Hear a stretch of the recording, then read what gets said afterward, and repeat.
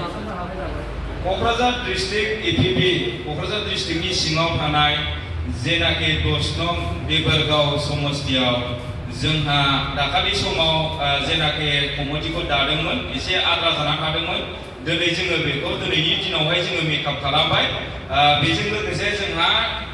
10 नं देबोरगाव समस्तियावहाय जोंहा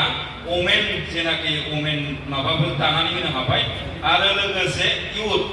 इउथखौबो जोङो दिनै दानायजों लोगोसे टिक्लार होनो हाबाय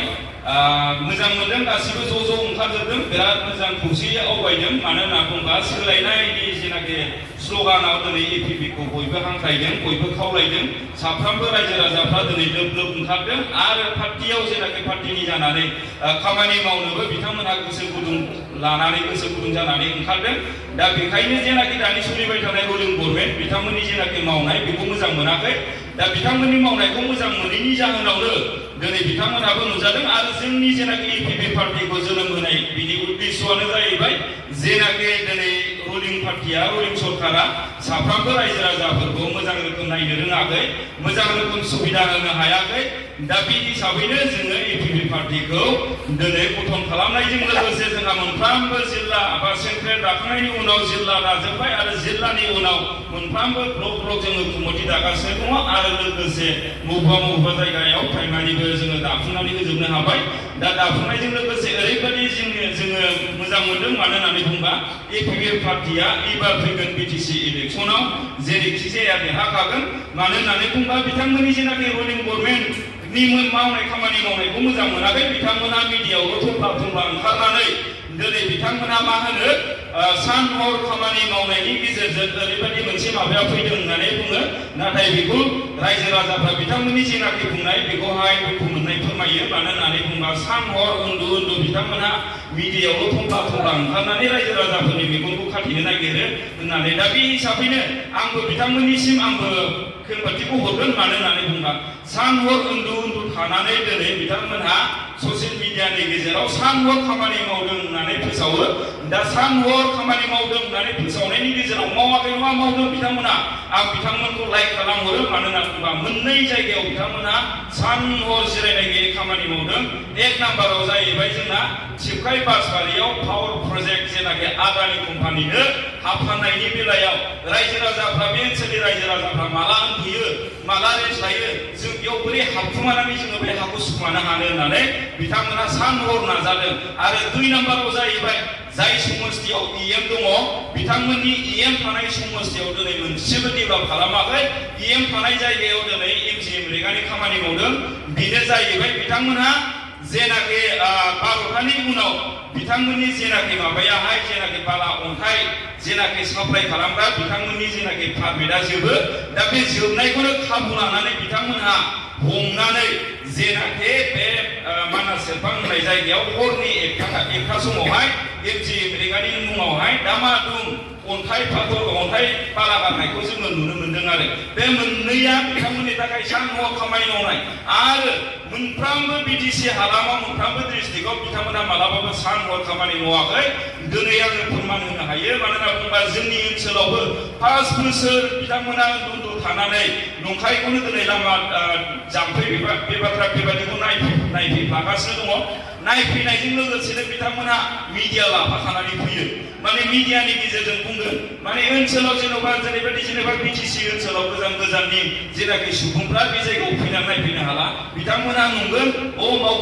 मावगासिनो दङ सानहर मावगासिनो दङ होननानै बिथांमोनाबो थुलुंगा होगोन दा बेखायनो बिथांमोननि जेनाखि दानि सोलिबाय थानाय सरकारा जेनगोना बे रोखा फैगोन बिटिसि इलेक्सनाव मानो होनना बुङोबा बिथांमोनखौ जोंनि एपिबि पार्टियाबो लाफानानै सरकार दाया आरो लोगोसे बिथांमोनखौ सोरबा बिपिएफआबो लाफानानै सरकार दाया दिनैथ' जेन'बा बुंनो थाङोबा जायजों एलायन्स सरकार दादों बिथांमोनहा दुखुजाबाय जानायफोरबायदिसो दा जेन'बा मोनसे नंगुबैगौ बाथ्राखौ दिनै मानव गेदेर स्पिकार जोंनि आसामनि बिश्वजित दैमारि सारा जे बाथ्राखौ बुंदोंमोन सानफ्रामबो बोसोराव बिथांमोना खामानि मावजोबनाय आगासिनो 200 कोटि 300 कोटि बे फैसाखौ आसामाव रिटार्न खालामफिनो होननानै नाथाय बिसोरो माखासेखिनि फैसाखौ गावसोर जाजोब जानाखि आग्लायनायखौ मोखां सुनो होननानै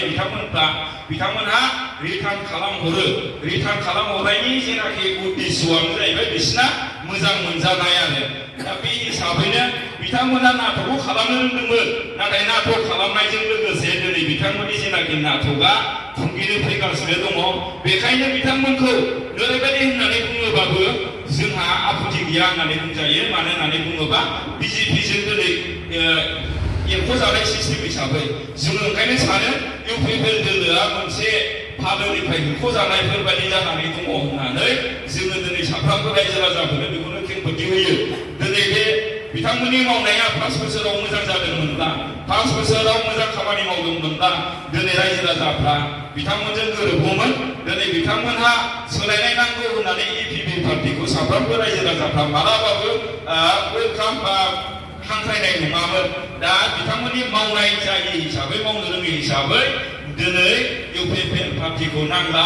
इपिपि पार्टिखौ नांसिगौ होननानै सोलायनाय नांगौ होननानै साफ्रोमबो बिटिआर हालामाव बिटिआर ओनसोलाव रायजो राजाफ्रा दिनै गोसो जाबाय आरो देरहागोनाबो खाथा दिनै बेखौनो बुंगोन मानो होनना बुङोबा शान्ति शक्ति एकर्डनि नामावबो बिथांमोना मोखां सुनादों मानो होनना बुङोबा मोनसे पिस एकर्ड शान्ति शक्ति जानायजों लोगोसे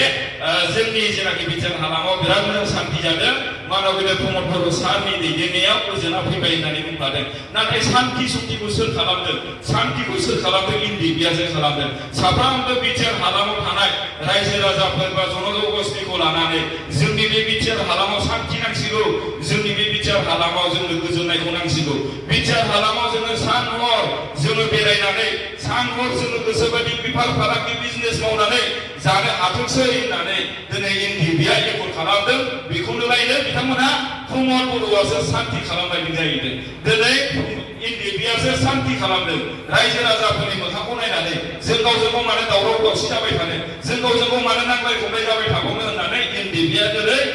शान्ति खालामनायजों लोगोसे दिनै सोर जादों प्रमद बर'आ थगाय जागासिनो दङ दा बेखायनो साफ्रोमबो बिटिआर हालामनि रायजो राजाफ्रा दिनै बिथांखौ मालाबाबो नांला होनना बुंबाय आरो बिथांनि जेननाया एबार बिटिसि इलेक्सनावनो फोरमान दङ बिथाङा रोखा जेनदों मोसौ बोराय बादि खिखौ हासुखौ जेनदों प्रमद बर'आ बेखायनो बिनि समस्यायाव रावबो गिनो नाङा केन्डिडेट जानो थाखाय गेलेनो थाखाय मानो होनना बुङोबा